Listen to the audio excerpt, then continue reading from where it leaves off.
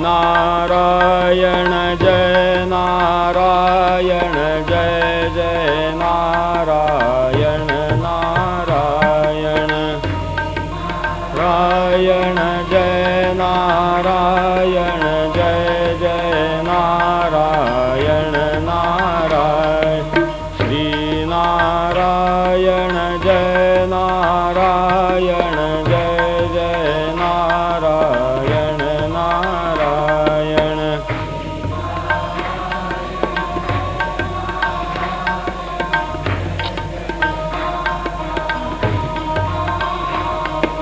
श्री नारायण जय नारायण जय जय नारायण नारायण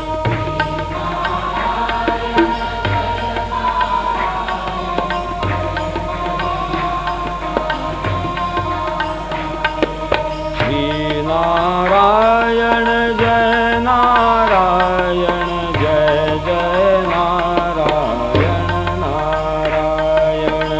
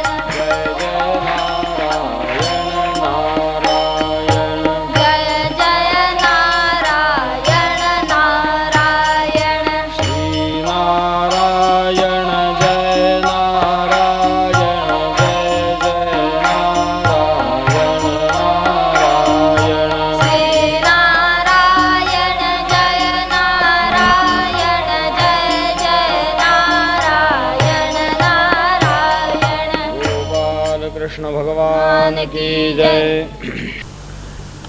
जन्माद्यस्य यतोऽन्वयादितरतश्चार्थेष्वभिज्ञस्वराट् तेने ब्रह्महृदाय आदिकवये मुह्यन्ति यत्सूरयः तेजो वारिमृदां यथा विनिमयो यत्र त्रिसर्गो मृषा धाम्ना स्वेन सदा निरस्तकुहकं सत्यं परं धीमहि निगमकल्पतरोर्गलितं फलं शुकमुखादमृतद्रवसंयुतं पिबत भागवतं रसमालयं मुहुरहो रसिका भुवि भावुकाः। गोपाल कृष्ण भगवान की जय। आज सकाळी आपण पहिल्या स्कंधातले 11 अध्याय वाचले. 11 अध्यायांमधल्या विषयाचं थोडक्यात सार आपल्या मातृभाषेत मराठीमध्ये ऐकण्यापूर्वी थोडंसं भागवत महात्म्याची एक छोटी कथा आपल्याला सांगतो. प्रथा अशी अनेक ठिकाणी आहे की भागवत महात्म्य आधी वाचतात. त्याचे काही 4-5 अध्याय आहेत. काही पद्मपुराणांतर्गतही भागवत महात्म्य आहे. काही त्याच्यात 2-3 कथा आहेत. त्यातली एक कथा महत्त्वाची आहे. थोडक्यात त्याचा विचार गोकर्ण कथा म्हणून सगळ्यांना आपल्याला परिचित असेलही. आत्मदेव नावाच्या एका ब्राह्मणाची कथा सांगतात. हे रूपक आहे असं इथं मानलंय की प्रत्येक व्यक्तीचा आत्मदेव हा एक असतोच. त्याला धुंदुली नावाची बायको होती. अतिशय कर्कशा बायको होती. संतान प्राप्ती नव्हती. मोठी तपश्चर्या करून त्यांनी एक फळ मिळवलं, एक सफरचंद मिळवलं भगवंताकडनं, चांगला सदाचरणी पुत्र व्हावा म्हणून, आणि ते आपल्या बायकोला खायला दिला. कर्कशा स्वभावाची होती. तिला संशय की आपल्याला मारण्याकरता त्या ह्याच्यात काही विष घालून दिलं नसेल का, म्हणून तिने ते फळ गाईला घालून टाकलं आणि स्वतः खाल्ल्याचं नाटक केलं. योगायोगाने तिची धाकटी बहीण त्यावेळी गर्भवती होती. तिच्याशी संधान बांधलं, तिला काही पैसे देऊ केले आणि तुझा मुलगा मला दे असं सांगून सगळं खोटं नाटक, दंभाचार व्यवस्थित करून त्या बिचाराला काही तशी कल्पना आली नाही. यथासमय तिची बहीण प्रसूत झाली की हिने प्रसूत झाल्याचं सगळं सोंग केलं. तो मुलगा आपला म्हणून दाखवला. त्याचं नाव धुंदुकारी ठेवलं. आता जन्मापासून या जीवाच्या नशिबाला खोटेपणा, दंभाचार आला होता. त्यामुळे तोही स्वाभाविक तसाच दुष्ट प्रवृत्तीचा निघाला. इकडे ती गाय प्रसूत झाली. तिला मनुष्य रूपाचा जीव जन्माला, कारण भक्त जन्माला यायचा होता. फक्त गायीच्या पोटात जन्माल्याची खूण म्हणून त्याचे कान गायीसारखे होते म्हणून त्याचं नाव गोकर्ण ठेवलं. मोठा सदाचरणी होता. मोठं लोकांना आश्चर्य वाटलं की गायीच्या पोटात गायीला असं मनुष्याकृती मूल कसं आलं. भगवंताची लीला असेल म्हणून त्यांनी फार विषय वाढवला नाही. यांनी आपला मुलगा म्हणून त्याला सांभाळलं. दोघंही मुलं वाढायला लागली होती. स्वभावामध्ये जमीन आसमानचा अंतर. हा अतिशय सदाचरणी, तितकाच तो धुंदुकारी दुराचरणी होता. अनेक प्रकारचे दुष्कर्म त्यांनी केली. हा आत्मदेव कंटाळून गेला. त्याला शेवटी गोकर्णाने उपदेश केला की आता बाबा तुम्ही हे सगळं सोडा म्हणला आणि आता तुम्ही ईश्वर चिंतना करता, काही तीर्थयात्रा करा, काही तपश्चर्या करा. तो निघून गेला. त्यांनी पुढे तपश्चर्या करून त्याचा देह सोडला. याचे अनाचार वाढतच होते. गोकर्णही कंटाळून तीर्थयात्रेच्या निमित्ताने निघून गेला. पुढे या धुंदुकारीच्या पायात त्याची आई मेली. याचे अनाचार वाढतच गेले. यांनी मग पुढे अनेक त्याचे गोष्टी सांगतात. काही वेश्यांच्या नादी लागला. त्यांनी सगळी इस्टेट लुटली. त्या वेश्यांनी याचा खून केला. प्रेत दिलं टाकून, आपल्यावर आळेल म्हणून पैसे घेऊन पळून गेल्या. आणि त्यामुळे हा झाला पिशाच्य धुंदुकारी. गोकर्ण तीर्थयात्रा करून येत असताना पुन्हा एकदा यदृच्छेने त्या गावी आला. लोक काही परिचयाचे होते, राहिला तिथे. रात्री त्याला हे भेसूर पिशाच्य दिसलं. त्याचा काही संवाद होईना. ज्याला ह्याच्याशी बोलता येईना, ह्याला त्याच्याशी बोलता येईना. ह्याचाच तपस सामर्थ्यामुळे त्याला तो फक्त दिसला. वाईट वाटलं. कोणतरी जीवात्मा असा आसुरी योनीला प्राप्त झालाय म्हणला. त्यांनी आपल्या मंत्र सामर्थ्याने त्याला बोलतं केलं. तो म्हणला अरे मी तुझा भाऊ धुंदुकारी. अरे म्हणला तुझी अशी दशा कशी होईल म्हणला. मी गईला तुला श्राद्ध वगैरे केलंय सगळं.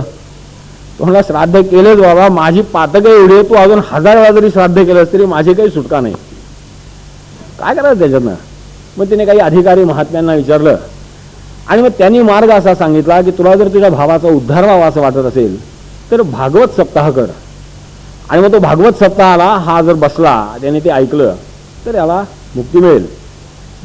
आता हे पिशाच्य वायू रूपात असतात.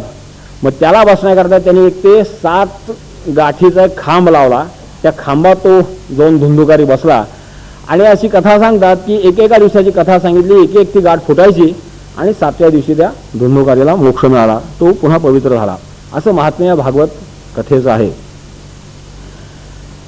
तेव्हा हे भागवत कथेचं महात्म्य याला प्राप्त झालं कसं, त्याच्या निर्मितीची कथा थोडी पुढे आहे, 2-3 अध्यायामध्ये आहे पुढे. तर त्याचं महत्वाचं महात्म्य असं आहे भागवताचं की आपल्या इथे भागवत कथा ही समजते, मराठीमध्ये सांगतो श्रोत्यांना समजते, पण संहिता वाचन काही कळत नाही, किंबहुना वक्त्याला वाचकालाही कळत नसेल. मग का वाचायची? तर याचं कारण असं आहे की या भागवत पुराणाला नुसतं भागवत म्हणत नाहीत, श्रीमद भागवत पुराण म्हणतात. आणि असं भक्ती मार्गामध्ये त्याला अधिष्ठान आहे की भगवंताचं वाङ्मयीन स्वरूप आहे आणि म्हणून यातल्या प्रत्येक श्लोकाला एक मंत्र सामर्थ्य आहे. मग श्लोकार्धम श्लोकपादे नवा असंही महात्म्यामध्ये सांगितलं आहे की नित्य भागवताचं स्मरण करा. सगळी संहिता तर वाचणं शक्यच नाही एका दिवसात, 40-50 तास लागायचे, म्हणजे एका दिवसात वाचणं शक्य नाही. एखादा स्कंद नाही जमला, एखादा अध्याय नाही जमला, एखादा श्लोक नाही जमला, अर्धा श्लोक नाही जमला, पाव श्लोक तरी, पण कुठेतरी भागवताच्या अनुसंधानामध्ये मनुष्याने राहिलं पाहिजे, तर त्याचं कल्याण होतं. असं मोठं विस्तृत महात्म्य या ग्रंथाचं दिलेलं आहे. हा भगवंताने एक वाङ्मयीन अवतार का घेतला याचीही थोडी कथा म्हणा, त्याचं वर्णन, थोडं चिंतन पुढे येईल. तेव्हा भागवताचं आणखीन एक महात्म्य याच्या 3ऱ्या श्लोकात वर्णन केले, जो आपण नमना करता म्हणतो, निगमकल्पतरोर्गलितम फलम. किंवा जन्माद्यस्य यतः हे ब्रह्मसूत्रातलं सूत्र, दुसरं सूत्र आहे. अथा तो ब्रह्मजिज्ञासा झाला की जन्माद्यस्य यतः, त्याच्या अनुसंधानाने व्यास महर्षींनी भागवताची रचना करताना जन्माद्यस्य यतःनेच या ग्रंथाचं मंगल केलं. ग्रंथ, त्याचं मंगल हे आपल्या सगळ्यांना माहिती आहे की आपल्या इथं जी पद्धती आहेत की काही आपल्याला जो प्रतिपादित विषय आहे त्या विषयाला अनुसरून ग्रंथाचं मंगल करतात. आणि एक अलौकिक मंगल दासबोधाचं आहे. सुरुवात काय, श्रोते उपसती कोण ग्रंथ, कारण त्यावेळेस श्रोतेच असे होते की श्रवण केल्याने प्राप्त काय होते ते सांगा, तर ऐकतो म्हणले, नाही तर ऐकत नाही. मग त्यांच्याकरता तसं मंगल केलं, जेणेकरून त्या मांगल्याची प्राप्ती व्हावी हे मिळवून देण्याकरता जे जे आवश्यक ते करावं. म्हणून दासबोधाची सुरुवात अशी गमतीची आहे. ओम नमोजी आद्या ज्ञानेश्वराचं मंगल हे आपल्या सगळ्यांना माहिती आहे. तसं जन्माद्यस्य यतः या सूत्राने भगवंताच्या या सर्व सृष्टीच्या मागची जी योजना आहे तिचं स्वरूप सांगितलं. खूप व्यापक अर्थ या श्लोकाचा. त्यातले अधिकारी मंडळी तर 7-7 दिवस या श्लोकावर प्रवचन करू शकतील, असा मोठा गूढ विषय आहे. किंबहुना पूर्ण ब्रह्मसूत्राचा प्रतिपाद्य विषय हा एका श्लोकात म्हणला तरी चालेल. काही मंडळी या शेवटच्या सत्यम परम धीमही या आधारानं यालाही गायत्री मंत्राचं सामर्थ्य मानतात की भागवताची गायत्री म्हणतात. अर्थात गायत्री 24 अक्षराचा मंत्र असतो, परंतु त्या धीमही करता ते सगळं प्राप्त होण्याकरता ब्रह्माचं स्वरूप सांगितलंय की हे जे सृष्टी सगळी आपल्याला दिसते की ज्याच्यामुळे निर्माण झाली, त्याला मूळ अधिष्ठान काय, ही कशामुळे सृष्टी निर्माण झाली, काय आहे किंवा याच्या मागचं चैतन्य काय. कारण आपल्याला दिसते की जडसृष्टी ही शाश्वत नाही, हे थोडेफार आपण अनुभव घेऊन पाहतो. आपल्या समोर काही गोष्टी घडतात, काही नष्ट होतात, काही आपल्या पूर्वी गेले कित्येक हजारो वर्ष चालत आलेले आहेत, पण त्या कधी ना कधी जातस्य हे ध्रुव मृत्यू या याने संपणार आहेत. मग हे सगळं जन्म मृत्यूचं जे फेरा चालतो हा कशाच्या अधिष्ठानावरती चालतो, तर ह्याच्या मागे काहीतरी अधिष्ठान असलं पाहिजे. अगदी आधुनिक विज्ञान सुद्धा लॉ ऑफ कॉन्झर्वेशन ऑफ एनर्जीने हेच सांगतं की हे वरवरचे बदल असतात, त्याच्या मागे काहीतरी भक्कम आधार असतो. मग त्या आधाराला नास्तिक भले ईश्वर न मानत, आपली परंपरा त्याला ईश्वरी तत्व मानते. भगवंताच्या सत्तेने हे सगळं होत राहतं. दिसतं, पुन्हा त्याचा मृत्यू होतो, पुन्हा मृत्यू होतो. जातस्य ध्रुव मृत्यूर तसं आहे, तसं ध्रुवम जन्म मृतस्यच, की जे मेलेलं वाटतं त्याचाही पुन्हा जन्म होतो. हे जे सगळं रहाडगाडगं चालतं, हे चक्र चालतं, याला आधार कशाचा, तर ज्याच्यापासून हे सगळं निर्माण झालं आहे, हे सगळं ज्याच्या आधारावर चालतं. आणि या सगळ्याचा जो आपण लय म्हणतो तो ज्याच्यामध्ये होतो, ते जे तत्व आहे ते एकच एक भगवंताचं तत्व आहे. आणि मग ही जी सगळी सृष्टी आहे ही तशी म्हणलं तर भासमान सृष्टी आहे, मिथ्या आहे. मिथ्या आणि असत्य ह्याच्यात फरक आहे. आपल्या अर्थात काय फार शब्दच्छल करण्यामध्ये एवढा वेळ नाही, माझी ती क्षमताही नाही. परंतु असत्य गोष्ट वेगळी, मिथ्या गोष्ट वेगळी. तेव्हा मिथ्या आहे म्हणजे ती जशी जी आहे तिचं ते खरं स्वरूप आपल्याला दिसत नाही, ह्याला मिथ्या म्हणतात. तेव्हा हे सगळं सृष्टी मिथ्या आहे. पण ही ज्याच्या सत्तेने होते. एक उदाहरण मोठं चांगलं दिलंय की मृगजळ कशामुळे दिसतं. मृगजळ दिसतं सूर्याच्या किरणांमुळे दिसतं. किंवा एखादा पहाटे जर असं गावामध्ये जर प्रवेश करत असो आपण बसमधनं किंवा गाडीतनं कुठनं तरी, की खिडकीची तावदानाशी उगवत्या सूर्याच्या किरणाने एक एक वेळा क्वचित तिथं आग लागल्यासारखं दिसतं, पेटल्यासारखे दिसतात. तेव्हा हे अग्नितत्व दिसतं. कशाच्या आधार? तिथं काय आग असते का? नाही. मृगजळात पाणी असतं? नाही.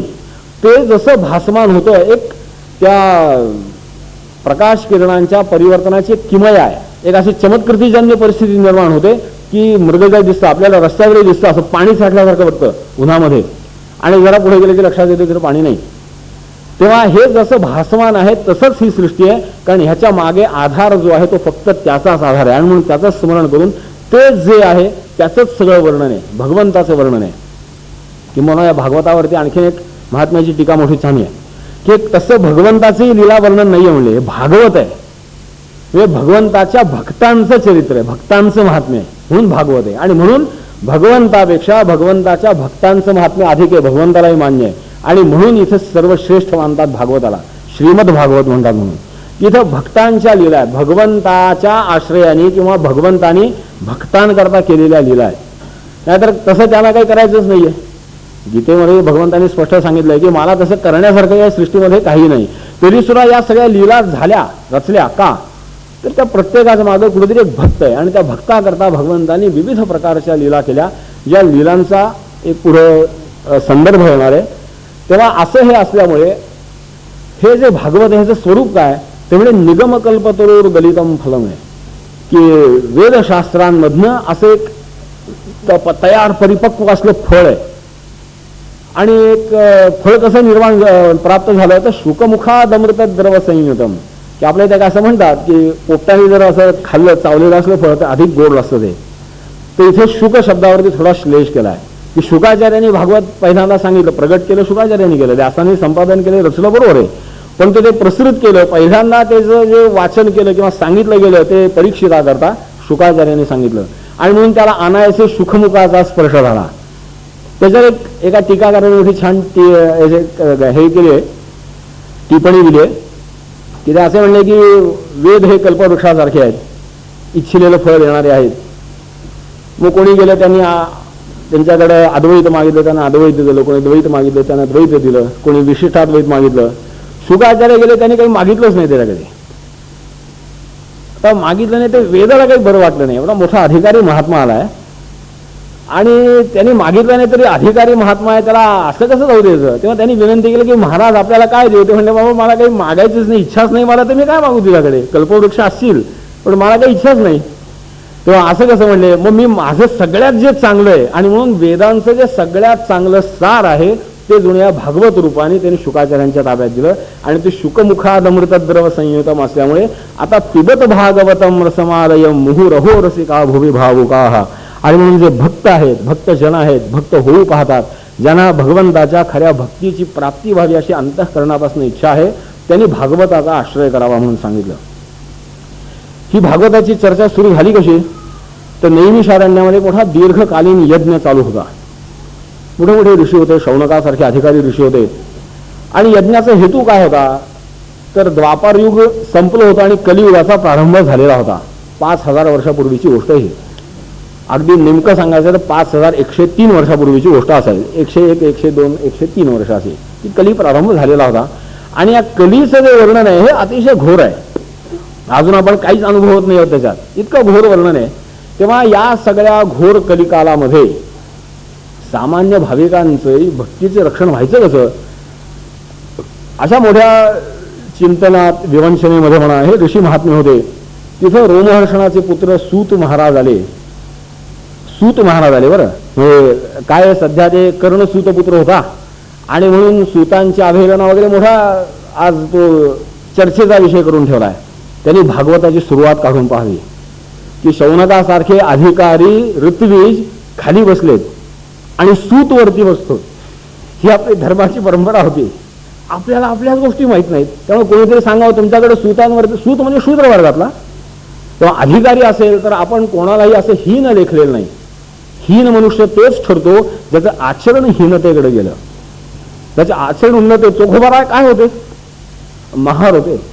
कोणी त्यांचा महार म्हणून अपमान केला, काही लोकांनी केला असेलही, कदाचित ती त्यांच्या भक्ताची कसोटीही असेल, माहित नाही आपल्याला. परंतु आजही चोखोबाराचं नाव आदराने घेतलं जातं. ते महार म्हणून नाही, ते भक्त होते म्हणून. आणि भक्त असला की अडचण काही नाही.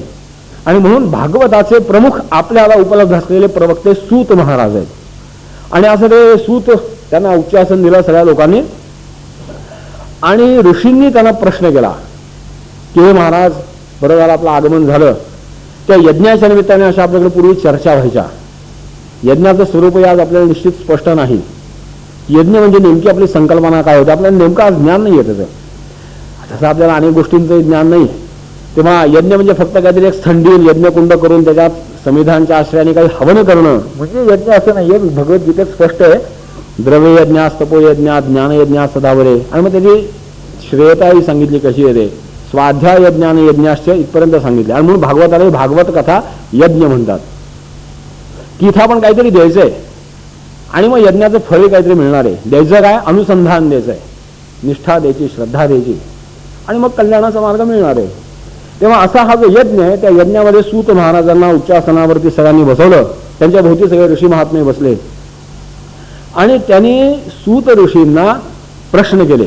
मोठे प्रश्न, सुंदर प्रश्न आहेत की भगवंताने आपला अवतार संपवलेला होता, कलियुगाचा प्रारंभ झाला.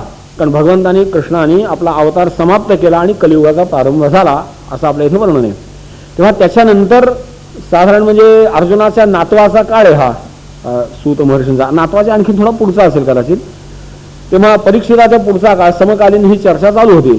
तेव्हा त्यांनी असा प्रश्न केला पहिला की हे निर्गुण निराकार परब्रह्म वसुदेव देवकीच्या पोटी जन्माला आलं आणि अनेक प्रकारच्या विविध लीला मनुष्य रूपाने त्यांनी केल्या. त्यातल्या काही मनुष्याला अशक्यप्राय असणाऱ्या लीला होत्या. हे काय प्रकरण आहे सगळं, असा मोठा सुंदर प्रश्न केला. आणि हा प्रश्न ऐकून सुद्धा सूत महर्षी समाधानी झाले. काय माणसं विचारतात, काय विचारावं हे कळावं लागतं. समोर अधिकारी महात्मा कोण आहे आणि आपण विचारतोय काय, ह्याचा एक विवेक असावा लागतो. अर्थात ज्यांचा विवेक आहे त्यांच्याकरता गोष्ट आहे, ज्यांना विवेक नाही त्यांना सगळं मुक्त आहे, त्यांनी काही विचारावं. तरी सुद्धा चांगल्या वक्त्याला चांगल्या प्रश्नांनी समाधान होतं की त्याचा चांगला प्रश्न असला पाहिजे. आणि हा तर अतिशय प्रेमाचा विषय होता त्यांचा. आणि त्यामुळे सूत महाराजांनी या सगळ्या ऋषींना धन्यवाद दिले. अरे वा, फार चांगला प्रश्न केलात म्हणले. हा, नाहीतर माणसाला बिनकामाच्या गोष्टी करायची फार सवय असते आणि त्याचा पुन्हा संदर्भ काही नाही. विनाकारण काहीतरी चौकशा करत राहायच्या ह्याच्यापेक्षा काहीतरी एक राष्ट्रीय प्रश्नाची चर्चा विचारली, काही एक पारमार्थिक कल्याणाची चर्चा केली तर चांगली गोष्ट आहे. यांनी किती पैसे खाल्ले आणि त्यांनी 2 नंबर केला का 1 नंबर केला, इथं काय सापडलं तिथं काय सापडलं, ह्या चर्चा महात्म्याशी करायच्या चर्चा नाही. अनेक प्रश्न आपल्या पुढे असतात. अर्थात हे पुन्हा कसं आहे की ज्याला काही करायचंय, ज्याला काही वागायचंय त्याच्याकरता आहे. नुसतं चर्चा करून एक तासभर टाइम पास करून जायचं आहे त्यांच्याकरता हे नाही, त्यांच्याकरता भागवतही नाही, त्यांच्याकरता महात्माही नाही. तेव्हा अधिकारी महात्म्यांच्याकडनं काय काढून घ्यावं त्याची युक्तीही भागवत सांगतं. त्यामुळे अधिकारी महात्मे जर उपलब्ध असतील तर त्यांना आपल्या हिताचं विचारावं. आणि म्हणून सूत महर्षींना मोठा आनंद झाला. वयंतुन वितृप्याम उत्तम श्लोक विक्रमे यत् शृण्वताम रसज्ञानाम स्वादु स्वादु पदे पदे, अशी अवस्था होती की आम्ही काही कृष्णकथा ऐकल्या म्हणले पण समाधान झालं नाही म्हणले. कारण ते कृष्णकथेचं महात्म्यच तसं आहे. पुढे भागवतामध्ये वर्णन येईल. श्रुतज्ञो नित्य नूतन हा, असं कृष्णकथेचं सांगितलं की जो रसिक ऐकणार आहे त्याला ही कथा नित्य नूतन आहे, कंटाळा येत नाही कधी. काल्याचे कीर्तन आपण हा अनुभव घेतो की नाही, वर्षाकाठी 10-5 वेळा, निदान 4-5 वेळा तरी आपण काल्याचे कीर्तन ऐकतो आणि मोठा आनंद असतो त्या कीर्तनात. कथा माहीत नसताचं थोडीच आहे. तरी सुद्धा उलट ज्याला कथा माहिती आहे त्याला अधिक जास्त आनंद येतो. हे महात्म्य त्या कृष्ण कथेचं आहे. त्या कृष्ण कथेचे महात्म्य स्वादु स्वादु पदे पदे, एकेका शब्दालाही मोठा एक गोडवा आहे त्याच्यात. आणि हा गोडवा असा आहे की हा मधुमेह निर्माण करणारा गोडवा नाहीये, थोडा अलौकिक गोडवा आहे. तेव्हा असा याच्या संदर्भामध्ये आम्हाला आपण काहीतरी सांगावं. आणि मग त्या सुतांनी नरनारायण ऋषींना नमस्कारा, नारायण नमस्कृत नरं चैव नरोत्तमं देवीं सरस्वतीं व्यासं ततो जयमुदीरये. की आपल्या इथं असं महाभारतापासून परंपरा आहे की नरनारायण ऋषींना नमस्कार करावा, देवी सरस्वतीला नमस्कार करावा, व्यासांना नमस्कार करावा आणि मग महाभारतादी ग्रंथांचं, भागवतादी ग्रंथांचं जे व्यासांनी संपादन केलं त्या सगळ्यांचं अध्ययन, पारायण, काय जे काय पाठ करायचा आहे तो तसा करावा. आणि सूतांनी त्यांना वंदन केलं आणि मग कथा सांगायला सुरुवात केली. की मूळ प्रश्न होता की ही भागवत कथा आहे, कृष्ण चरित्र सांगायचं आहे, तर हे चरित्र सांगितलं कोणी? तर हे चरित्र सांगितलं म्हणजे शुकाचार्यांनी परीक्षिताला सांगितलं. परीक्षित एकदा म्हणजे गंगेच्या काठी प्रायोपवेशनाला बसला होता आणि तिथे शुकाचार्य आले आणि दोघांनी हा संवाद केला. तिथे हे भागवत आम्हाला कळलं म्हणले. मी तिथे भगवत कृपेने गेलो होतो म्हणले, सूत महाराज म्हणले मी तिथे भगवत कृपेने गेलो होतो आणि तिथे हा संवाद मी ऐकला आणि तो आता मी तुम्हाला सांगतो. मग पुन्हा प्रश्न निर्माण झाला, हा प्रायोपवेशनाला का बसला होता? शुकाचार्य तिथे गेले कसे? तर अतिशय विरक्त महात्मा होते, अतिशय विरक्त, की त्यांचं वर्णन असं आहे की गायीची धार काढेपर्यंत घरात थांबले तर यजमानाचं नशीब, इतके विरक्त. त्यांची इच्छा असेपर्यंत दूध मिळालं तर पेले, नाही तर तसेच गेले. हा महात्मा 7 दिवस बसून कथा सांगितली कशी? सांगतो, सविस्तर सांगतो सगळं. मग या कथेचं निर्माण का झालं त्याचा थोडा व्यासांचा संदर्भ दिला. की व्यास महर्षींनी जे वेदांचे पुन्हा 4 शाखा प्रस्थापित केल्या. आता हे पुन्हा थोडंसं एक गूढ विधान आहे, कारण व्यासांच्या पूर्वकालीन वेदांचे वर्णन आहे, परंतु त्याला एक सुस्थितीत एक सुसंबद्ध असं वर्गीकरण करून जे स्वरूप प्राप्त केलं ते व्यासांनी केलं. तेव्हा या वेदांच्या शाखा पुन्हा संशोधन करून नीटनेटक्या ठाकठीक करून ठेवल्या. या प्राचीन ग्रंथांचं असं करावं लागत असणार पुन्हा पुन्हा, कालमान आणि माणसाच्या बुद्धीमध्ये फरक पडत जातो, तेव्हा ते पुन्हा ठीकठाक करण्याचं काम व्यासांनी केलं. आणि मग एकेका ऋषींनी एक एक वेद स्वीकारले. पहिल्याने ऋग्वेद स्वीकारला, जैमिनीने सामवेद स्वीकारला, वैशंपायनाने यजुर्वेद स्वीकारला. तसं रोमहर्षणाने महाभारताचं अध्ययन केलं. व्यासांचे शिष्य होते सगळे. त्या रोमहर्षणाचे हे चिरंजीव सूत, काही ठिकाणी उग्रश्रवा असं त्याचं नाव दिलंय. तर त्यांनी या महाभारतादी ग्रंथांचं अध्ययन केलं. तेव्हा पूर्ण महाभारत सूत महाराजांना माहीत होतं आणि त्यांनी ते भागवत ऐकलं. मग एवढा महाभारताचा सारखा अलौकिक ग्रंथ केला की जे महाभारती नाही ते नोहेची तिन्ही लोकी पाही. आज सगळे आपण ते वाचली ज्ञानेश्वरी. या कारणे म्हणजे पाही व्यासोच्छिष्टम जगत्रयम, की महाभारताला अस्पृष्ट असा विषय आणि या जगामध्ये आहे असं घडणार नाही, पूर्वी घडलेलं नाही, पुढेही घडणार नाही, इतकी व्यापकता त्या महाभारत ग्रंथाची आहे. इतकं असून सुद्धा व्यास महर्षींना त्याच्यानंतर पुन्हा भागवत लिहायचं असं का वाटलं? काय घडलं असं की व्यासांनी भागवत लिहिलं? यथाक्रम सांगतो. म्हणजे मी सूत महाराजांनी कथा सांगितली की व्यास महाराज एकदा बद्रिकाश्रमामध्ये बसलेले असताना कुठे असे थोडेसे उदास होते, ध्यानमग्न होते, चिंतन करत होते. ब्रह्मसूत्राची रचना केली होती. पुढं अवघड प्रकरण सगळं ते उपनिषदाचं सार काढलं होतं सगळं. तेव्हा कुणी तत्वचिकित्सा संपूर्ण केली. समाज धारणेकरता आवश्यक असणाऱ्या सगळ्या गोष्टींचा समावेश असलेलं महाभारतही रचलं. तरी सुद्धा आत अशी एक समाधानाची वृत्ती जी पाहिजे ती नाही मिळाली. कारण एक असं म्हणतात की बुद्धीला कधी समाधान नाही, बुद्धी असमाधानीच असते. एक अपवाद त्याला जगन्नाथ पंडितांनी जो गंगाधरीत केला की समाधानम बुद्धे हे म्हणलंय. गंगेचं सामर्थ्य सांगताना असं म्हणलंय की गंगेचं महात्म्य असं आहे की बुद्धीला समाधान देते, अन्यथा बुद्धीला समाधान प्राप्त होण्याचा विषय नाही. बुद्धी अशी अस्वस्थ असते, ती चिंतनशील असण्याकरता ते केलेलं असावं. तर व्यास महाराज असे थोडे विचारमग्न होते. योगायोगाने नारद महर्षी तिथे आले. क्षेमकुशल प्रश्न केले. नारदासारखा अधिकारी भेटल्यावर व्यासाने हळूच आपल्या अंतःकरणातली वेदना सांगितली. ते म्हणले तुम्ही माझा क्षेम विचारलं, मी सांगितलं क्षेम आहे, पण खरं सांगू का क्षेम नाही हो म्हणले. इतकं सगळं रचना केली पण समाधान नाही झालं म्हणले. नारदाने ओळखलं काय होतं ते. आणि मग त्याचं कृष्णकथामृत वर्णन मोठं छान आहे. शिकुनी झाली कन्या, शिकुनी बहुजरी, विदुषी झाली कन्या बहुजरी, उपवर कन्या कृतार्थ नादरी, व्यासा तेवी तुमची बुद्धी जोन अर्पिता भगवंता प्रती. तेव्हा नारद महर्षी असं म्हणतात की तुम्ही बुद्धीचं काम प्रचंड केलं म्हणले, नुसतीच मुलीला शिकवलं म्हणले, उपयोग काय? आपल्या धर्माने स्त्रीला एक स्त्री म्हणून एक दायित्व दिलंय. त्या दायित्वाची काही सोय आहे का? त्या दायित्वाची सोय काय? स्त्रीचं प्रमुख दायित्व पतिव्रता धर्माने एक कुटुंब सुस्थिर करणं, बाकी तिने काहीही उद्योग केला नाही तरी चालतं. आता आज हे समजून घेण्याची मानसिकता असेल की नाही थोडासा वादग्रस्त विषय. कारण पतिव्रता धर्माला जर गुलामी समजत असतील तर आता ह्याला समजून तरी सांगावं कसं, अशी अवस्था आहे. तेव्हा पतिव्रता धर्माचा एक फार मोठं एक रहस्य असं आहे की प्रत्येक स्त्री जर पतिव्रता झाली तर आपल्या राष्ट्रातलं प्रत्येक कुटुंब चांगलं होऊ शकतं. कारण कुटुंब जगण्याची सोय ना ती फक्त पुरुष करतो, ते पचण्याचे त्याने जे मिळवलंय ते कुटुंबाला एक समाधानाकरता कल्याणकर होण्याकरता मध्ये पतिव्रता स्त्रीची आवश्यकता आहे. आणि आज नेमकं नोकरीच्या निमित्ताने ह्या सगळ्याकडे आपण दुर्लक्ष करून चाललो. 1-2 पिढ्यानंतर ह्याचा काय परिणाम होणार आहे कोणी विचार केला? तेव्हा पतिव्रता धर्म हा एक खरंच अतिशय शांत चित्ताने कुठलाही पूर्वग्रह दृष्टिकोन न ठेवता समजून घेण्याचा विषय आहे. तो काय फक्त बायकांचाच विषय असाही नाही, पुरुषांचाही विषय आहे. कारण पुरुषांच्याही कोणीतरी मुली असतीलच की नाही, सुना असतीलच की नाही, बायको तरी असेलच की नाही. कारण बायकोनी पतिव्रता धर्माने राहावं म्हणजे पुरुषाची गुलामी करणं हेही अभिप्रेत नाहीये. तेव्हा पतिव्रता धर्मामध्ये तेजस्वी स्त्रियाही होत्या. आपण ज्या 5 महापतिव्रता मानतो, अहिल्या, द्रौपदी, सीता, तारा, मंदोदरी, या काय अशा गुलामीतल्या स्त्रिया नव्हत्या, अतिशय तेजस्वी स्त्रिया होत्या. पुन्हा असं येतो पुन्हा आपल्या भागवताचा सध्या विषय नाही. तेव्हा पातिव्रत्य म्हणजे गुलामी नव्हे. पातिव्रत्य कुटुंबाच्या स्वास्थ्याकरता आणि एका कुटुंबाने अनेक कुटुंबांच्या साखळीने समाज, समाजाने राज्य, राज्याने राष्ट्र असं करत करत ही सौख्याची कल्याणाची व्याप्ती विश्वापर्यंत नेण्याकरता त्याची किल्ली पातिव्रता धर्मात आहे. की ज्या प्रमाणामध्ये कुटुंबामध्ये पतिव्रता धर्माचं आचरण करणारी स्त्री असेल त्या प्रमाणामध्ये ते कुटुंब समाधानी राहू शकतं. तेव्हा तो एक स्वतंत्र विषय.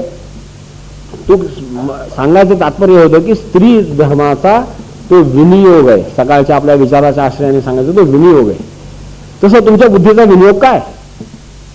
तुम्ही कधी भगवत कथा गायलीत का हो म्हणले? भगवत कथा गायली नाही, नुसतं वर्णन केलं त्यांनी, गायली नाही, रसाळपणाने गावी. मग काय त्याला कुठलाही संदर्भ नको. मागच्या कथा पुढच्या कथा मागं झाल्या तरी आपत्ती नाही. भागवतात तसं सरमिसळ आहे. काय आहे? कथा गायल्यात बस. कथा गायला काय कसला संदर्भ आहे? ज्ञानेश्वरीला एक संदर्भ आहे गीतेचा, गाथ्याला काय नाही. बस जशी लहर लागली बस तसे गाथे. मग काही उपदेशात्मक असतील, काही आपले आत्मस्थिती प्रगट करणारे असतील, काही देवाशी प्रेमाचं भांडणही असेल. काय त्याला कसा विधिनिषेध नाही.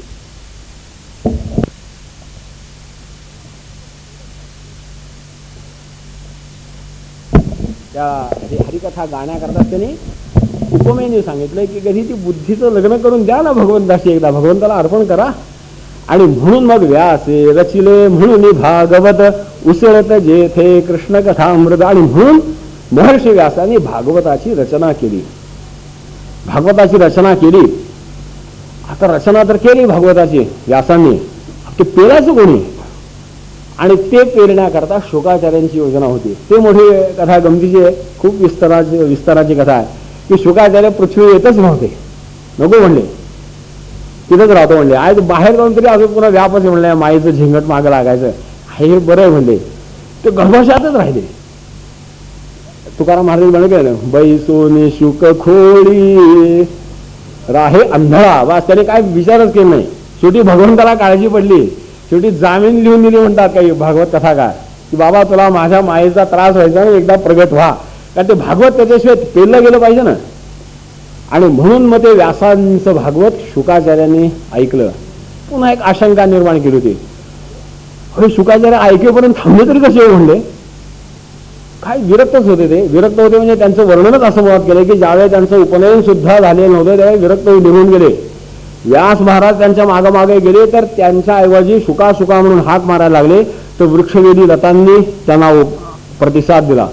जणू शुकाचार्यांना आपलं व्यापकत्व दाखवायचं होतं. आणि मग ते भागवत निर्माण करताना जी नारदाची चर्चा झाली त्याच्यात नारदाने व्यासांना आपलं पूर्वचरित्र सांगितलंय. भागवतामध्ये त्याचं वर्णन आहे की आपण नारदांना ब्रह्मदेवाचे अवतार मानतो, नाही पुढं तर भगवंताचे अवतार मानलंय नारद मुनींना. पण नारद म्हणले काय म्हणले माहितीये का? पण शेवटी असं आहे, गाठ व्यासांची होती, काहीतरी सांगितले आणि काहीतरी ऐकलंय असे व्यास महाराज होते. आपली परंपरा ती नाही सुद्धा. तेव्हा त्यांनी स्वतःचा अनुभव सांगितला. अरे मी सुद्धा म्हणले व्यासा एक दासीपुत्र होतो म्हणले मागच्या कल्पापूर्वी. आता हे हिशोब आपल्या बुद्धीच्या फार पलीकडले कल्प वगैरे. आपल्याला आता 21चे पाढे म्हणता यायचे नाही अशी आपली अवस्था आहे. 10 पर्यंत आले तर पुष्कळ झाले. कल्पाचा हिशोब जमावा कसा, कॉम्प्युटर घेऊन बसला तर कळायचं ते. तेव्हा मागच्या कल्पात नारद मुनींचा जो पूर्वजन्म होता तो दासी पुत्र होता. त्यांना सांगायचे संत संगतीचं महात्म्य. दासीचा मुलगा होतो म्हणले तेव्हा माझी आई बोल करीन, काबाड कष्ट करायची. आणि माझ्या नशिबाने तिने मला लहानपणीच एका महात्मे काही जमले होते, चातुर्मास्य करण्याकरता थांबले होते. त्यांच्या सहवासामध्ये त्यांची सेवा करण्याकरता ठेवलं आणि त्यांच्या सहवासामुळे मला भगवत कथा श्रवणाचा लाभ झाला. बरोबर बालवय होतं त्यामुळे त्यांच्यावर ते संस्कार झाले. त्यामुळे त्यांना तो भगवत चिंतनाचा नाद लागला आणि मग त्या नादातनं परिणाम असा झाला की मी भगवत प्राप्ती करून घेऊ शकलो. अर्थात त्याच्यातही पुन्हा कथा आहे की भगवंतांनी सांगितलं बाबा तुझा पूर्व संस्कार प्रारब्धाचा देह आहे, त्याचं सामर्थ्य नाही भगवंताची पूर्ण प्राप्ती करून घ्यावी असा. तेव्हा आता तुम्ही असंच ही भक्तीचा मार्ग सोडू नका. भगवंतांनी दृष्टांत दिला आणि पुढच्या जन्मामध्ये तुम्ही माझे पार्षद व्हाल. आणि मग पुढे ते नारद महर्षी म्हणून ब्रह्मदेवाचे मानसपुत्र वगैरे झाले. त्याच्यात भागवतामध्ये एक त्याला संगती अशी सांगितली. त्यामुळे नारद मुनी पुन्हा या संत महात्मे आपापल्या ठिकाणी गेले. तो भक्तीचा संस्कार त्यांनी वाढवला. ही एक अतिशय आवश्यक गोष्ट असते की आपल्यावरती असे संस्कार होतच नाहीत का, होतात. बंधूंना आपल्याला कुठेतरी असे झटके येतात चांगलं वागायचा, पण आपणच आपल्या आळशीपणाला आधार देऊन आमच्या मनातल्या चांगल्या उर्मी दाबून टाकायला शिकतो. कधीतरी वाटतं ज्ञानेश्वरी वाचावी, काय करायचं आतापासून पुन्हा वाचू म्हणतो आपणच. आणि या दुविधेमध्ये आम्ही ज्ञानेश्वरी वाचण्याचा पक्ष नाही घेत, पुन्हा वाचू म्हणतो. काय उद्या वाचली तर काय दिसतं तिकडे सोडून. असं नारदांनी केलं नाही. त्यांनी प्रत्येक आपलं अनुसंधान हे भगवत भक्तीला अनुकूल असं ठेवत गेले. आणि मग परिणाम असा झाला तो देह त्यांचा सुटल्यानंतर कल्पांताची वेळ होती. ते त्या ब्रह्मदेवाच्या श्वासाबरोबर त्याच्या पोटात गेले आणि ब्रह्मदेवाचे मानसपुत्र म्हणून जन्माला आले. आणि अधिकाने भगवंताचे पार्षद झालेले, भगवंताचा अवतार म्हणूनही मानला आहे. भागवतांनी जे पुढे 22 अवतार मानले त्याच्यामध्ये नारदाचा एक अवतार सांगितला आहे. तेव्हा इतकं महात्म्य म्हणले मला 4-5 वर्ष 5-8 वर्ष काय संतांचा सहवास मिळाला, त्याचं महात्म्य एवढं आहे. असं या भक्तीचं महात्म्य आहे. पहिलं भक्तीचं महात्म्य नारद महर्षींनी प्रगट केलं व्यासांना आणि व्यासानं ते पटलं आणि पटल्यामुळे भागवत ते तादात्म्य होऊन रचना करू शकले. पटलं नसतं तर टाकल्यासारखं लिहिलं असतं. बाकीची पुराणं तसं ते भागवत पुराण झालं असतं, ते श्रीमद भागवत झालं नसतं. व्यासानं ते मनोमन पटलं होतं. एक निश्चित गोष्ट आहे की एखादी गोष्ट केवळ सांगोवांगीने केली ना तितकी चांगली होत नाही जितकी अंतःकरणातनं पटल्यानंतर होते. आणि म्हणून विशेषत्वाने परमार्थातली गोष्ट सुद्धा माणसाने अंतःकरणात पटवून घ्यावी. ती पटण्याकरता ज्या काही चर्चा चिकित्सा आवश्यक आहेत त्या सगळ्या कराव्यात, पण पटवून करणं हे अधिक लाभप्रद आहे. अर्थात न करण्यापेक्षा सांगून का होईना केलेलं बरं. याचा अर्थ लगेच माणसाने कर्म विन्मुख व्हावं असं नाही, सत्कर्म करावं. पण सत्कर्म करायचं ते कोणीतरी सांगितलं म्हणून, नाईलाज म्हणून, लोक हसतील म्हणून, हे गौण पक्ष झाले. सगळ्यात कल्याणकर मार्ग काय असेल तर अंतःकरणापासून करावं, आपल्याला पटलं म्हणून करावं. त्या कर्मामध्ये स्वभावता अधिक चांगलेपण येतं, अधिक चांगलं कर्म होतं, अधिक ते लाभदायक ठरतं. आणि म्हणून अंतःकरणापासून पटवून घ्यावं आणि कर्म करावं. भागवताची रचना करण्यापूर्वी भक्तीचं महात्म्य व्यासांना पटलं होतं, ते ठाई प्रगट झालं भागवतामध्ये. अनेक पद्धतीने भक्तीचं महात्म्य, भक्तांचं महात्म्य आणि त्यांच्या भगवंताच्या लीलांचं महात्म्य नुसतं या भागवतामध्ये वर्णन आहे. आणि मग त्याच्या अनुषंगिक ज्या गोष्टी आहेत त्या गौण आहेत. आणि म्हणून याचा विचार करताना भक्ती प्राधान्याने विचार करावा. भागवताचा विचार करताना कालसंगतीचा विचार करावा का नाही, वचन संगतीचा विचार करावा का नाही, व्याकरण संगतीचा विचार करावा नाही. भागवताचा विचार करताना भक्ती आणि भक्तीच स्वीकारावी आणि भक्तीला अनुकूल जे जे ते केलं अशा दृष्टिकोनातून पाहावं. म्हणजे जे काही सकृत दर्शनी विसंगत वाटतं तेही सुसंगत होत जातं. कारण याची प्रामुख्याने जी मूलभूत धारणा आहे ती भक्तिप्रेमाची आहे. आणि म्हणून इथं व्याकरणाचा विचार करू नये, कुठल्या कालसंगतीचा विचार करू नये, आपल्या परंपरागत धारणांच्या वेगळं सांगितलं म्हणून ते विपरीत आहे असाही विचार करू नये. भागवताचं जर आत महात्म्य ऐकायचं असेल तर ते भक्तिप्रेमाच्या आश्रयाने करावं. आणि म्हणून भागवताची संहिता भले न का कळो ते मंत्र सामर्थ्य करता ऐकायची असते. कारण असं अंतःकरणातले बुद्धीवरचे संस्कारांचे म्हणजे वाईट संस्कारांचे मल गेल्याशिवाय चांगले संस्कार स्थिर व्हायचे नाहीत. सारखं जर आपल्या मनात विपरीत कल्पना येत असल्या तर चांगल्या भावना स्थिर व्हायच्या कशा. शंकराचार्यांनी भक्ती विचार सांगताना असे म्हणले, चित्ते सत्वोत्पत्तये तडिदिव बोधोदये भवति तर्ह्येव स स्थिरस्यात् यदि चित्तं शुद्धिमुपयाति. की जर अंतःकरण स्वच्छ असेल तर सद्विचार टिकायचा, नाहीतर असे आकाशात बीज चमकल्यासारखे सद्विचार चमकून जातात, जे सामान्य आपल्यासारखंच होतं. तेव्हा हे जर स्थिर व्हायचं असेल तर अंतःकरण शुद्ध व्हायचं कसं? अंतःकरण शुद्ध होत असतं अशा या मंत्रयुक्त कथा ऐकून. भले त्या कळोत न कळोत निदान त्या शब्दांच्या उच्चाराचं आपण जर श्रद्धापूर्वक श्रवण केलं तर अंतःकरणातले कलिमल कमी होत जातात. आणि कलिमल कमी होत गेले तर बुद्धीमध्ये स्वयंप्रकाशी आहे बुद्धी माणसाची. भगवंताने ती योजनाच त्याला तशी दिलेली आहे की मनुष्य हा जे अंतिम टोक आहे, नर करणी करे तो नरका नारायण बंजाय, हे कशामुळे होतं तर त्याचं अंतःकरण शुद्ध करत घेऊ शकतो. मग त्यालाच मोक्ष म्हणा, काही भक्ती म्हणा, योग म्हणा, निष्काम कर्मयोग म्हणा, नावं काही देता येतात. हे साध्य करून घेण्याचा याच्या मंत्र सामर्थ्याचाही उपयोग होऊ शकतो की भागवत ऐकून मग त्याची कथा ऐकावी. पुन्हा कधीतरी भागवत ऐकलं की त्या कथेच्या संदर्भामध्ये काहीतरी कळत जातं. असं एक एक पायरी ओलांडत नेऊ शकतात. म्हणून याची संहिताही ऐकण्यामध्ये मोठं महात्म्य मानलंय की त्याला एक मंत्र सामर्थ्य आहे. अधिकारी भक्त श्रेष्ठांनी निर्माण केल्यामुळे याला एक मंत्र सामर्थ्य आहे. जसं मंत्र सामर्थ्य ज्ञानेश्वरीचं आहे तसंच मंत्र सामर्थ्य भागवताचंही आहे. पुढं अधिकारी सामर्थ्य याचं आहे. तेव्हा या भागवताचं वर्णन म्हणून एवं प्रसन्न मनसो भगवत भक्ती योगतः, भगवत भक्तीचा योग करून देण्याचं सामर्थ्य याचं आहे असं भागवत या व्यास महर्षींनी वर्णन केलं. ते शुकाचार्यांनी सांगितलं. शुकाचार्यांनी काय सांगितलं होतं तर भगवंताने जे अवतार घेतले त्याचा एक प्रश्न होता शौनकादी ऋषींनी. त्याचाही शुकाचार्याने 22 अवतार सांगितले आणि आपल्या दशावतारांची ते काही फारसे मिळते जुळते नाहीये, उलटसुलट खूप आहे त्याच्यामध्ये. तेव्हा पहिला अवतार सांगितला सनकादी ऋषी, सनातन सनक सनंदन सनत कुमार हा भगवंताचा पहिला अवतार सांगितला. मग नारद अवतार आहे, दुसरा अवतार वराह अवतार आहे, आपल्या याच्यात तिसरा आहे मत्स्यकूर्म वराह नरसिंह, असे आपल्या दशावताराचे वर्णन आहे. भागवताप्रमाणे 22 अवतारांचं वर्णन आहे आणि पुढे काहीतरी 11व्या-12व्या स्कंधामध्ये अजून 24 अवताराचं वर्णन आहे. त्याला एक हंस आणि आणखीन एक अवतार सांगितला आहे. पण हेच सगळी वर्णन केली. पण खरं सांगायचं म्हणजे पुन्हा काय म्हणले माहिती का, खरं तर काय अवतारा ह्यसंख्येया हरे तत्वनिधेर द्विजा ऋषयो मानवो देवा मनुपुत्रा महुजसा कला सर्वे हरे रेव. अरे किती अवताराचं वर्णन करू म्हणले, प्रमुख 22 सांगितले म्हणले. खरं सांगायचं म्हणजे हे जे काही सगळं जे आहे ना, भक्तिशास्त्राचं मोठं एक प्रधान सूत्र आहे, जे जे भेटे भूत ते ते मानिजे भगवंत, हा भक्ती योगो निश्चित जाण माझा, की जे जे काही निर्माण झालं ते ते सगळं भगवंताचेच अवतार आहेत, भगवंताचेच छोटे मोठे अवतार आहेत. तेव्हा हे प्रमुख अवतार सांगितले म्हणजे हे सगळे भगवंताचेच अवतार आहेत.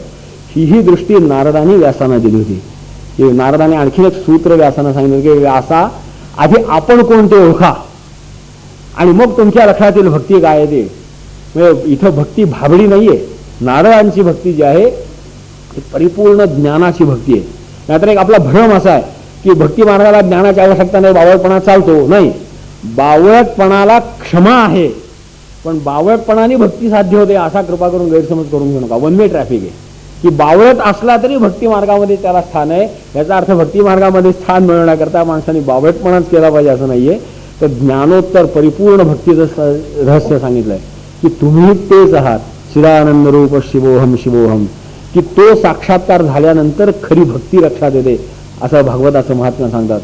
तेव्हा महर्षी व्यास असं म्हणजे सूत महाराज म्हणतात की व्यास असं म्हणले की अरे हे सगळे भगवंताचेच अवतार आहेत. परंतु त्यातल्या त्यात पुन्हा कारण नाहीतर एक अशी मोठी आशंका होती की 19-20 रामकृष्ण सांगितलं,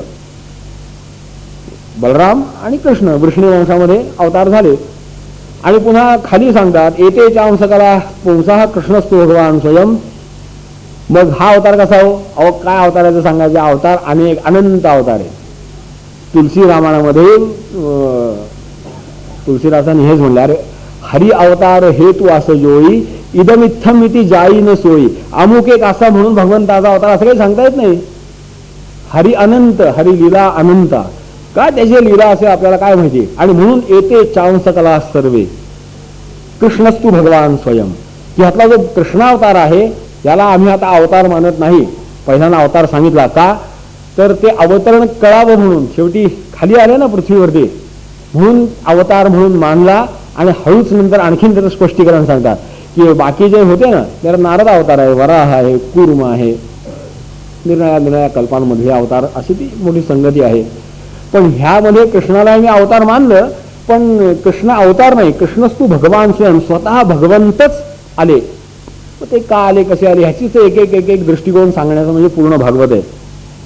कारण जन्मगुह्यम भगवतो य एतत् प्रयते नरः सायं प्रातर्गणं भक्त्या दुःख ग्रामात विमुच्यते. आणि म्हणून याचं जर स्मरण ठेवायचा प्रयत्न केला तर ज्या ज्या पद्धतीने भगवंताच्या या स्मरणाची जवळीक साधली जाईल त्या पद्धतीने माणसाला दुःख ग्रामात विमुच्यते, की जी आपण ह्या दुःखाच्या गावात अडकलोय ना त्यातनं थोडी थोडी थोडी सुटका व्हायला सुरुवात होते. आणि म्हणून व्यासाने हे जे भागवत रचलं ते भागवत शुकाचार्य सांगतात त्या परीक्षित राजाला. हा परीक्षित राजा कोण होता हो? म्हणजे परीक्षित राजा असा उपोषणाला का बसला, प्रायोपोषणाला का बसला, त्याची थोडक्यात कथा सांगतो. म्हणले की असं झालं, महाभारतीय युद्ध संपलं होतं पूर्ण.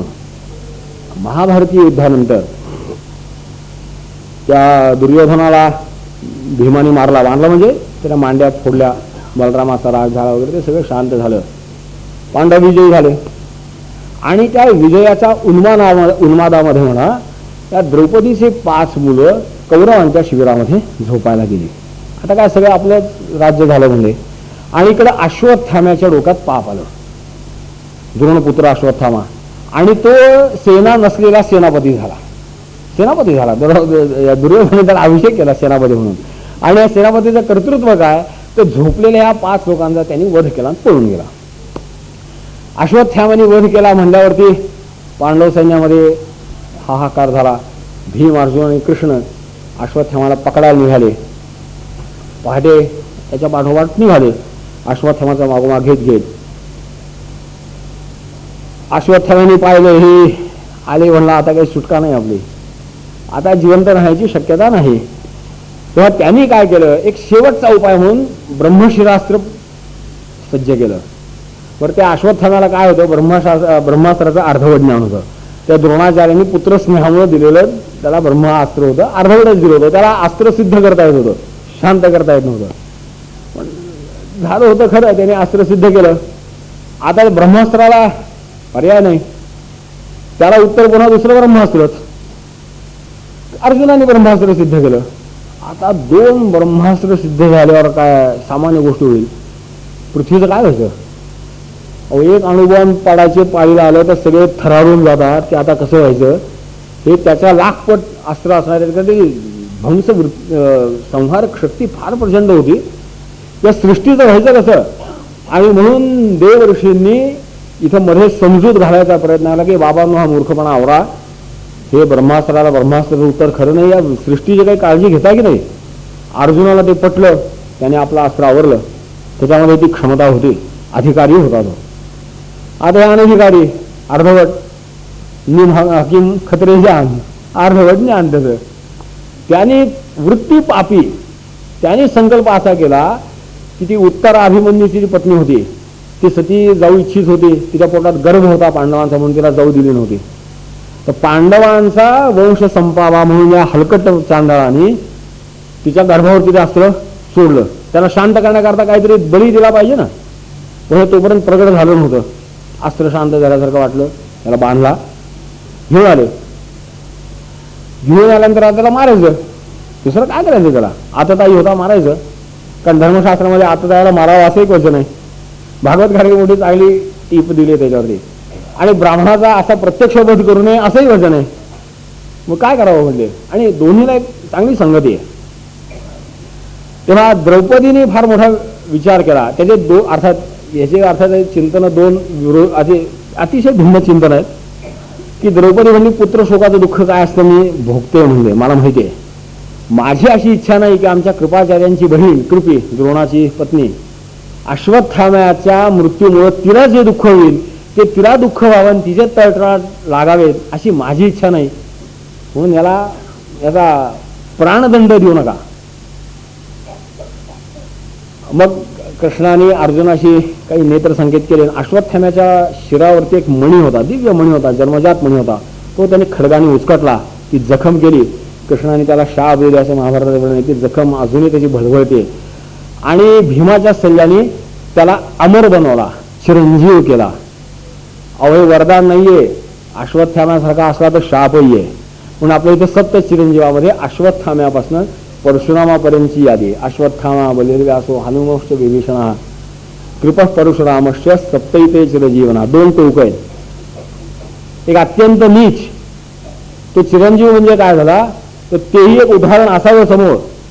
कारण असं मरण नसणं ही फार मोठी भयानक अवस्था आहे. याच संदर्भामध्ये बायबलमध्ये कथा आली आहे. मूळ संदर्भ हाच होता की त्या भक्ताने अमरत्वाचा वर मागितला आणि परमेश्वर हसला म्हणे की ठीक आहे तुला अमर करायचं ना करतो म्हणलं, काय हरकत नाही. ही एक 4-5 मंडळी आहे, त्यांना एकदा तू भेटून ये. आपल्याही पुराणांमध्ये अशी एक कथा आहे. काहीतरी बायबलमध्ये स्वयंभूक आहे. आपलं तिथं त्यातलं जे काही चांगले राहते सगळं आपल्या पुराण कथांमधले बघा. आपल्याला आपली पुराणं माहीत नाहीत म्हणून आपल्याला बायबल नवीन वाटतं. आणि बायबल घेतलं की जरा माझंही बरं चालतं की तुम्हाला वाटतं वा काय याचा अभ्यास आहे. खरं हे सगळं आपलंच आहे. आपल्याकडेही अशी कथा आहे, फक्त नेमका संदर्भ माझ्या लक्षात नाही आता त्याचा.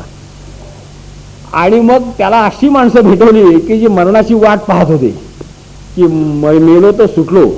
अश्वत्थाम्याला ती संधी नाही. पूर्ण शिक्षा त्याला, म्हणजे पूर्ण शिक्षा त्याच्या नीचपणाची. तेव्हा तेही उदाहरण असं म्हणून सप्तैते चिरजीवनामध्ये त्याचाही समावेश केला आणि त्याचा सुरुवात केली. नाहीतर आपल्या इथं अशी सुरुवात आहे भगवद्गीतेसारख्या महान ग्रंथाची सुरुवात धृतराष्ट्र वाचनी. कारण ते सगळ्या आपण तोच विचार केला की आपण धृतराष्ट्र व्हायचं का अर्जुन व्हायचं. तेव्हा धृतराष्ट्र आहोत, अर्जुनाकडे चला, मग भगवद्गीता हे गीता निधान प्राप्त व्हायचं. तेव्हा अश्वत्थाम्यापासून परशुरामापर्यंत जायचं आपल्याला. अश्वत्थामा बलिर्व्यासो अशा एक पायऱ्या समजा निर्णायी कल्पना आहेत त्या. आणि परशुरामासारखे आपण असायला पाहिजे. परशुरामासारखं असं म्हणजे आपल्या परशुराम म्हणजे काय माहिती, काय नाही, आईला मारलेला आणि 21 पृथ्वी निक्षत्रिय केली. आज लक्षात घेण्यासारखी गोष्ट आहे की परशुरामाचं चरित्र पुन्हा का लक्षात घेतलं पाहिजे. अग्रतश्चतुरो वेदाः पृष्ठतश्चरम धनुः इदम ब्राह्ममिदम क्षात्रम शापादपि शरादपि. या दोन्हीची तयारी होती त्याची की समजुतीचा मनुष्य असेल तर विद्वत चर्चा करू, समजुतीचे शब्द सांगू, काही भाग दाखवू, चालेल, हे ब्राह्मकर्म झालं. आणि नसेल तसा तर अतिरेकीचा असला तर त्याला ह्याचा काय उपयोग आहे. त्याला शापाची फिकीर नाही, वराची फिकीर नाही, मग त्याच्याकरता शरादपी. चर्चेने काम होत नाही. म्हणजे चर्चेने म्हणजे सामंजस्याने, कारण सामंजस्य ठेवण्याकरताही समोरच्या माणसाला काहीतरी अंतःकरणामध्ये एक अनुकूल वृत्ती लागते. तो अडाणीच जर असेल, तो अतिरेकीच असेल तर शरादपी. माझ्या धनुष्यबाण नाहीये, हातात वेद आहेत म्हणले, किंवा वादविवाद करू, समजूत घालू, बोलवायला हरकत नाही, पण कधीतरी शरादपी हातात घेतलं पाहिजे. हे आम्ही परशुरामाला विसरलो. आणि मग आम्हाला परशुराम म्हणजे तीर्षेंद्रा एवढंच माहिती झालं. आज आवश्यक आहे आपल्याला फार गोष्ट अशी की शापादपी शरादपी सामर्थ्य निर्माण केलं पाहिजे. त्याच्याकरता चिरंजीवांचं स्मरण करावं. अश्वत्थामा होऊ नये. नुसतं जगणं खरं नाही, मृत्यू न येणं म्हणजे जगणं हे खरं नाही. तेव्हा जीवेत शरदशतम बरोबर आहे, नंदाम शरदशतम मोदाम शरदशतम अशी अवस्था असली पाहिजे की जगावं माणसाने, पण आनंदाने कर्तृत्ववान जगावं. अश्वत्थामासारखं जगू नये. त्याच्या नशिबाला हे असं जगणं आलं. आणि मग ते अश्वत्थाम्याचं त्याला हाकलून दिला, असाच राहा म्हणले.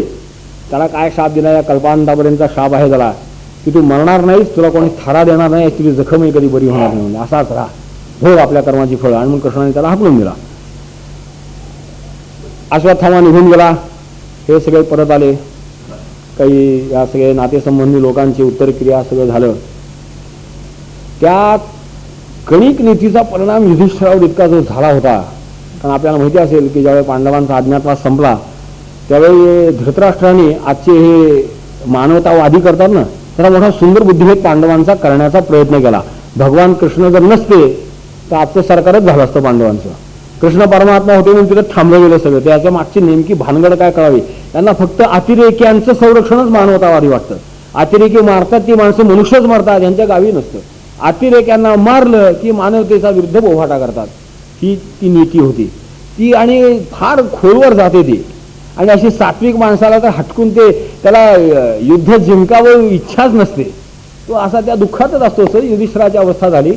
ते का करायचं तर पुन्हा अशी चूक होऊ नये म्हणून ते थोडा त्याचा विचार करायचा की त्याच्या अंतःकरणातलं शल्य काही जाईना.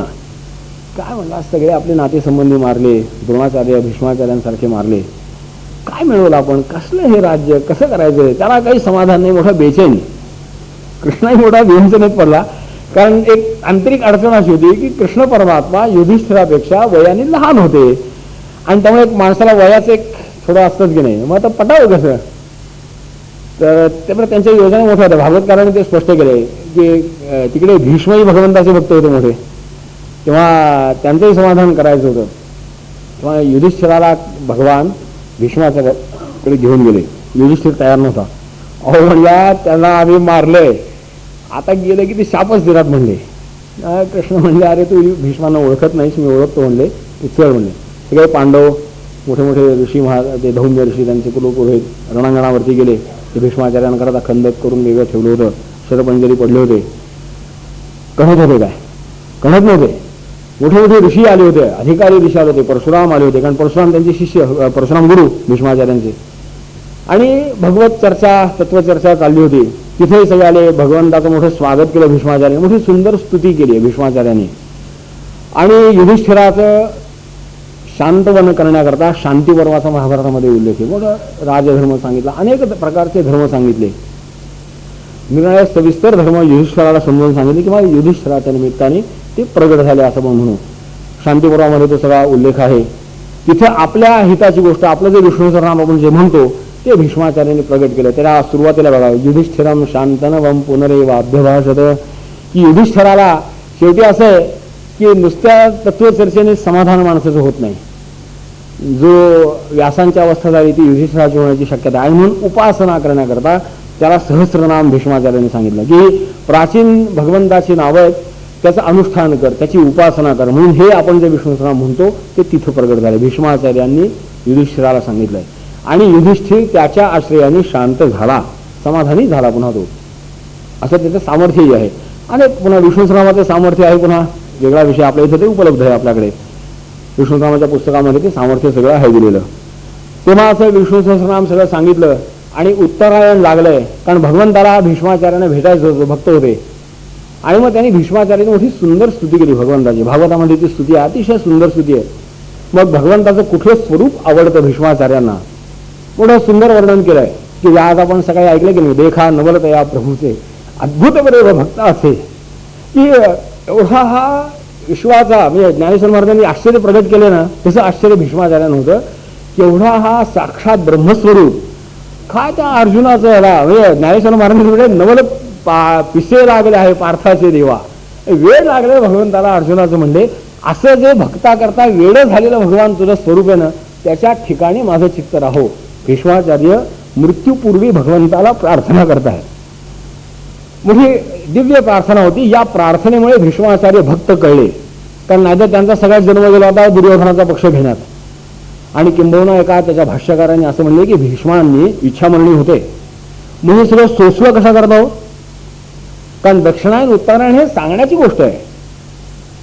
कारण ज्ञानेश्वरीमध्येच पुढे असं वर्णन आहे की जो भगवंताचा भक्त आहे त्याला कसलं दक्षिणायन कसलं उत्तरायण, तो आहे तिथंच मोकळा आहे. भगवंता त्याला तिथंच रक्षण करतो. मग एवढ्या असह्य वेदना, अहो एक सुई पायात गेली तर आपण किती अस्वस्थ असतो, ज्याला क्रूप झालं त्याला अनुभव येईल. याच्या प्रत्येक इंचावरती बाण अर्जुनाचा गेलेला, पुढनं गेलेला, मागं हातभर बाहेर पूर्ण बाण गेलेला. ह्या वेदना यांनी सहन का केल्या, तर त्यांना त्या पापाची निष्कृती करायची होती.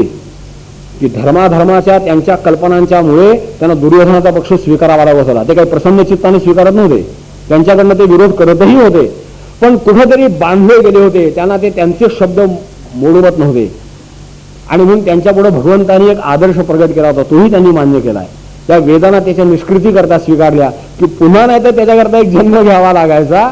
आणि पुन्हा नको बाबा म्हणले की थोडंसं स्वीकारू आणि तिथंच संपू म्हणले. आणि म्हणून त्यांनी त्या वेदना सगळ्या स्वीकारल्या असं एका चिंतकाने भाष्य दिलं आहे.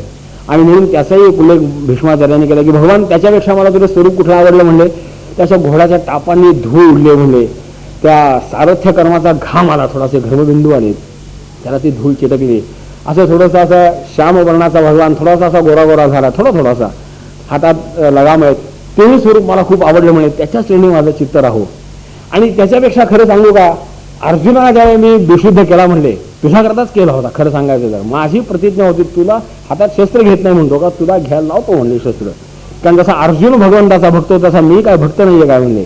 आणि त्याच्याकरता मी ते केलं होतं ना, आणि त्यावेळी अर्जुन बेशुद्ध पडलेला बघून आपण भीष्म सहायक विद्ध अर्जुन होत विभल संगरी, ती जी कथा आहे त्याचं जे स्वरूप आहे की भले मी प्रतिज्ञा केली असो तरी माझ्या भक्ताच्या रक्षणाकरता धर्माच्या प्रतिष्ठापनेकरता जणू भीष्माचार्यांना सांगायचं काय अशा प्रतिज्ञा पाळायच्या असतात काय कुठे. प्रतिज्ञा कशा पाळायच्या, अशा पाळायच्या असतात. भगवंतांनी कशी पाळली, घेतलं शस्त्र हातात, ते जे चाक घेऊन माझ्या अंगावर धावत येणारं रूप आहे ना त्याच्याही आता हे खरं रूप कसलं होतं. भीष्माचार्यांना मारायला निघाले होते भगवान, अर्जुनाने वाटेत थांबवलं. भूषण तुझं परी दूषण आम्हा, हो मागे हो मेघश्यामा. अरे भगवंता तुला शोभेल बाबा, पण आमचं कसं, लोक आम्हाला नावं ठेवतील, संत महात्मे नावं ठेवतील, काय अर्जुना तुझ्याकरता भगवंताला प्रतिज्ञा मोडावी लागली, तेव्हा एवढं तरी आम्हाला पातकातनं वाचवा म्हणले, अशी समजूत घालून भगवंताला थांबवलं. नाही तर भगवान निघाले होते कुठे, भीष्माला मारायला. तेव्हा मला मारायला येणारं जे तुझं रूप आहे ना तेही फार मोठं मला आवडलं म्हणले. त्यांच्या वृत्तीच अलौकिक आहे. हे खरं म्हणजे घाबरायचं स्वरूप असलं पाहिजे, पण तिथेही भीष्माचार्याने हात जोडले होते. त्यातच स्मरण करता भगवान त्याही स्वरूपाच्या ठिकाणी माझी चित्तवृत्ती राहो अशी भगवंताची प्रार्थना केली आणि त्यांचा आपला या देहातला श्वास त्यांनी थांबवला. असं भागवतांनी वर्णन केलं. ते आपल्या धामाला निघून गेले. वसू होते ते आपल्या धामाला निघून गेले. पुन्हा युधिष्ठिर शोकमग्न झाला. परंतु त्या विष्णू सहस्रनामाच्या आश्रयाने आता भीष्माचार्यांनी जरी देहत्याग केला तरी युधिष्ठिर तितका शोकग्रस्त झाला नाही. त्यांनी अतिशय चांगलं राज्य केलं. अतिशय चांगलं राज्य केलं म्हणजे भागवतांनी आज आपल्याला जाणवणारी एक सूचना सांगतो. युधिष्ठिराचं राज्याचं वैशिष्ट्य काय, तर तिथे पाऊस योग्य तो वियोग्य त्यावेळी पडायचा. हे सामर्थ्य राजाचं आहे असं म्हणणं आपल्या इथे. निकामे निकामेषु पर्जन्यो वर्षतु ही प्रार्थना झाली. पण हे जर घडायचं असेल तर राजा सदाचरणी पाहिजे. विशेषतः आजच्या सत्ताधीशांनी लक्षात ठेवलं पाहिजे. आजच्या सत्ताधीशकांच्याकडनं अपेक्षा काय ते आपण लक्षात ठेवलं पाहिजे की समर्थाने जे म्हणले वेळे पाऊस पडेना नासकवणी उघडेना, दोन्ही आपण अवस्था पाहतो की ज्यावेळी पावसाची आवश्यकता असते त्यावेळी पाऊस नाही, आणि आता खड्यात धान्य यायला लागलं की जे मुसळधार सुरू होतं नासकवणी उघडेना. हे कशाचं पातक आहे, पापी दुराचारी राजा असल्याचं पातक आहे. युधिष्ठिराच्या राज्यामध्ये वेळेवर जिथं जसा आवश्यक होता, जसं प्रजाजनांना आवश्यक होतं त्या प्रमाणात पाऊस पडायचा. ज्यावेळी पडायला पाहिजे त्यावेळी पडायचा, ज्यावेळी पडायला नको त्यावेळी पडत नव्हता. ज्यावेळी मुसळधार पाहिजे त्यावेळी पावसाचे प्रकार खूप आहेत. शेतकरी सांगतील कधी मुसळधार पाऊस आवश्यक असतो, कधी भीज पाऊस आवश्यक असतो, कधी नुसता सडा टाकल्यासारखा पाऊस आवश्यक असतो. पिकाला सगळे चांगले असतात. तसा तसा पाऊस पाडत होता. निकामे निकामे पर्जन्यो वर्षतु, की जशी आमची इच्छा असेल, जशी आवश्यकता असेल तसा पाऊस पडण्याचं सामर्थ्य राजाच्या सदाचरणामध्ये आहे. तेव्हा जर खरंच दुष्काळ हटवायचा असेल तर राजे चांगले करायचा प्रयत्न केला पाहिजे. आता आजचे राजे चांगले कसे करायचे पुन्हा आपल्या हातात आहे. आपण नेमकं तिथं खाली घालून मान गप्प बसतो, त्याचं हे पाप सगळ्यांना भोगावं लागतं, दुसरं काही नाही. तेव्हा युधिष्ठिराच्या राजाचं वर्णन असेल अतिशय समृद्ध शांत सदाचरणी राज्य होतं. भगवानांनी सगळं ते स्थिरस्थावर झालेलं पाहून सगळ्यांचा निरोप घेतला. निरोप घेताना कुंतीने केलेली स्तुती अशीच सुंदर आहे. आता आपल्याकडे तेवढा काही वेळ नाही सगळं ऐकायला. खूप मोठी सुंदर स्तुती आहे आत्या भगवंताची. तरीसुद्धा प्रणाम करून मोठी सुंदर स्तुती केली आहे. मोठा जड अंतःकरणाने निरोप दिला. म्हणजे बिकट अवस्था जे घेऊ कृष्णकामामृताचा एक श्लोक मोठा चांगला आहे. हा अवस्था अशी अवघड आहे की भगवंत निरोप घेतो म्हणतात, काय करावं. भगवंताला जा म्हणावं ते शक्य आहे का, जाऊ नको म्हणावं ते तरी शक्य आहे का. जाऊ नको कोणाला म्हणावं, आपला अधिकार असेल तर. भगवंताला अधिकार कसा, सगळीकडनं अवघड पंचायत. थांब म्हणायची पंचायत, जा म्हणायची पंचायत, भेटू नको म्हणायची पंचायत, भेट म्हणायची पंचायत. बरं तुला काय योग्य वाटेल ते कर म्हणलं, तू पुन्हा उदासीनता दिसते. बरं आपलं म्हणणं मांडावं एक आग्रह दिसतो. अशी मोठी पंचायत झाली. असं मोठं एक प्रेमाची दुविधा जी निर्माण होते, अशी दुविधा मोठी पांडवांची झाली. खूप दीर्घ काळपर्यंत सोडत आले. मोठ्या कष्टाने भगवंताचा निरोप घेतला. पांडवांना आपल्या राज्यात पाठवून दिलं. भगवंत द्वारकेला आले. आपला पांचाजन्य युद्धानंतर परत चालले. तर द्वारकावासाने मोठं उत्साहात स्वागत केलं. आपल्या इथं स्वागत करायची अशी पद्धत आहेच. ती पद्धती अतिशय लाभदायक आपल्या इथं मानलंय. त्याचं मोठं सडा रांगोळ्या आपल्या घरापुढे काढल्या की तिथनं जो महात्मा अधिकारी जातो त्याचा पुण्याचा त्याच्या त्या कर्तृत्वाचा लाभांश आपल्यालाही मिळतो. थोडाफार आपल्या इथे ते भाग मिळतो. म्हणून आपण सगळा मिरवणुकीत सेलिब्रिटी टाकतो बघा. सडा रांगोळी का करायची, तर आपलाही त्याच्यात सहभाग असला तर आपल्यालाही त्याचा जेवढी तुम्ही सेवा भगवंताची कराल तेवढं भगवंत त्याला फळ देणार. तेव्हा त्याच्याकरता असं मोठं सडा रांगोळ्या करून मोठे मिरवणूक काढली भगवंताची. विजय होऊन परत आलेले होते.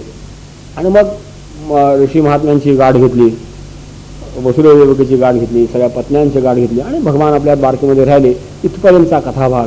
या 11व्या अध्यायामध्ये आहे. आता ह्याचा पुढचा जो कथाभाग आहे तो आपण उद्या वाचणार आहोत. उद्या आपण त्याच्या कथेच्या ह्याच्यात सुरुवात करू. एक सूचना सांगायची अशी होती की दुपारचं वाचनाची वेळ थोडीशी कमी जास्त होणार आहे.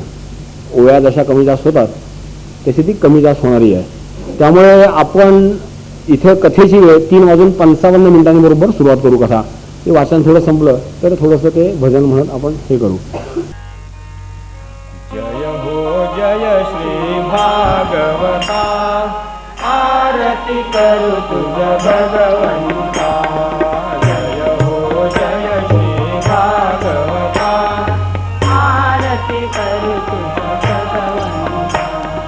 श्री शुक मुनीने परम भक्तीने नाना परीने गायले जा हरिचरिता. आरती करू तुझ भगवंता. जय हो जय श्री भागवता, आरती करू तुझ भगवंता. वेद स्वरूपे मधुर फळ, साधुर सेवे सोबळ. आत्माराम मुनी सकळ, सेवुनी झाले जन सुफळ. महापर्वणी आली गावणी, ती अघमरणी जलचरणी ही पतिता. आरती करू तुझ भगवंता. जय हो जय श्री भागवता, आरती करू तुझ भगवंता. येथे व्यासांची वाणी, सार्थक हरिगुण गाऊनी. शास्त्र पुराणे मुकुटमणी, भगवद भक्तीची खाणी. सहज सेविता भाविक भक्ता, विकार दाता मोक्ष तत्वता देहाता. आरती करू तुझ भगवंता. जय हो जय श्री भागवता, आरती करू तुझ भगवंता. कमले जणु मानस तीर्थ, द्वादश सोपाने युक्त. निर्मल भक्ती जले भरित, विहरे हरिहंस चित्त. लोक सुकमळे संत द्विजकुळे, सेवुनी भ्रमले प्राण हरपले रस पीता. आरती करू तुझ भगवंता. जय श्री भागवता, आरती करू तुझ भगवंता.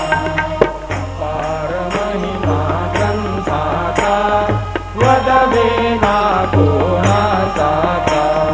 प्राणची कीर्तनकारांचा, मेवा चविवर संतांचा.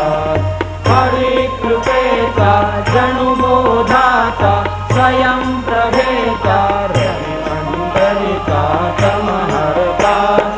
आरती करू तुझ भगवंता.